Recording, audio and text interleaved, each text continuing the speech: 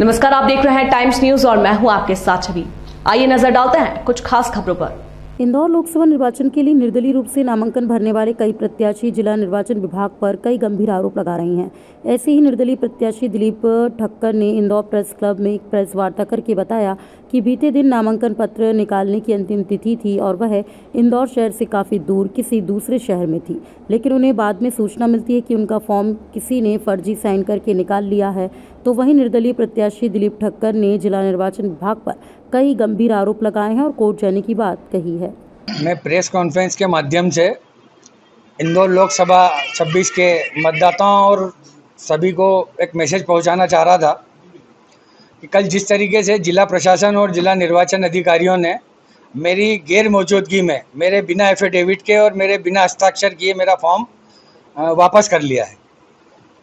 इस विषय में ये प्रेस कॉन्फ्रेंस में मैं आया था।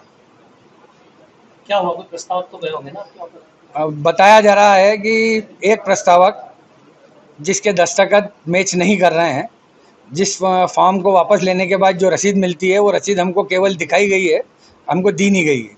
उस रसीद पर मेरे हस्ताक्षर भी फर्जी हैं और जो मेरा प्रस्तावक है उसके दस्तखत भरे हुए फॉर्म पर और निकालने वाले फॉर्म पर अलग अलग हैं।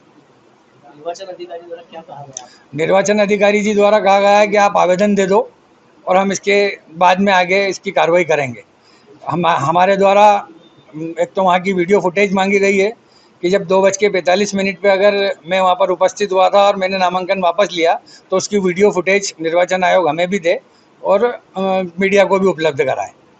दूसरा आवेदन हमने उसमें ये लगाया है कि भाई मेरे जो इसमें हस्ताक्षर हैं वो भी फर्जी हस्ताक्षर हैं, मेरे द्वारा ये हस्ताक्षर नहीं किए गए हैं, फिर भी उस रसीद को मेरे हस्ताक्षर बताकर आपने ये नामांकन फॉर्म वापस कर उठाया है।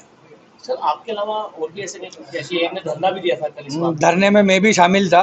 उस जो झाला करके कोई प्रत्याशी थे, एक वो थे एक मैं थे, दोनों के फॉर्म में सेम त्रुटि हुई है कि हमारे नहीं होते हुए भी हमारे फॉर्म को फर्जी दस्तखत करके उठाया गया है। क्या सीधा सीधा आरोप है आपके जिला निर्वाचन? बिल्कुल जिला निर्वाचन और जिला अधिकारी जो इस समय चुनाव में लगे हैं उन सब लोगों ने षड्यंत्र पूर्वक मेरे फॉर्म को वापस उठवाया है। आगे क्या करेंगे आप? आगे हमारे पास केवल न्यायपालिका का एकमात्र रास्ता बचता है और हम चाहते मैं कोशिश कर रहा हूं कि न्यायपालिका हमारे को अच्छे से न्याय दे सके। कोर्ट जाएंगे आप? बिल्कुल जाएंगे। आपका? मैं दिलीप ठक्कर।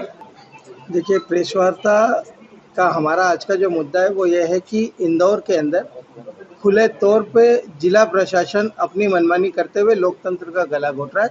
संविधान को एक कोने में रख के और अपनी मर्जी से अपने नियम बना के अपने हिसाब से काम कर रहा है। एक भारत के एक नागरिक का अपना मौलिक अधिकार है, उसको संविधान ने यह अधिकार दिया है कि लोकतंत्र के अंदर वो अपनी बात रख सके, जनता के बीच जा सके, चुनाव लड़ सके, इसका अधिकार संविधान देता है। उस अधिकार को खत्म करने का काम इंदौर के जिला प्रशासन और जिला निर्वाचन अधिकारियों के द्वारा कल किया गया। लोकतंत्र का गला घोटा है, लोकतंत्र की हत्या करी है।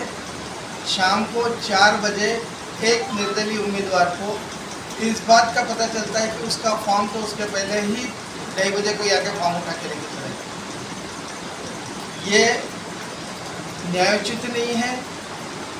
जिला प्रशासन अपनी मर्जी से काम कर रहे हैं। जिला प्रशासन किसके दबाव में आके काम कर रहा है, जिला प्रशासन को इस तरीके के कदम उठाने की क्या जरूरत पड़ी, इसका जवाब जिला प्रशासन को देना पड़ेगा।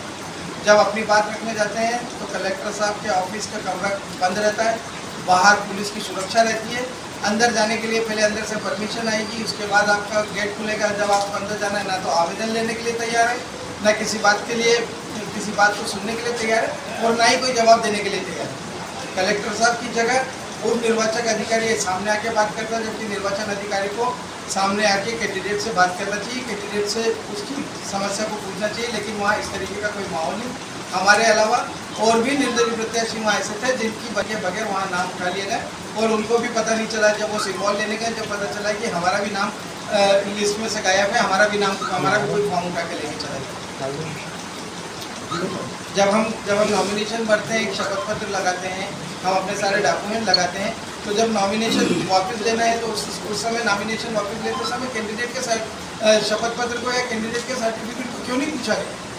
टाइम न्यूज देखिए अब आपके मोबाइल और स्मार्ट टीवी पर लाइव प्ले स्टोर से डाउनलोड करें।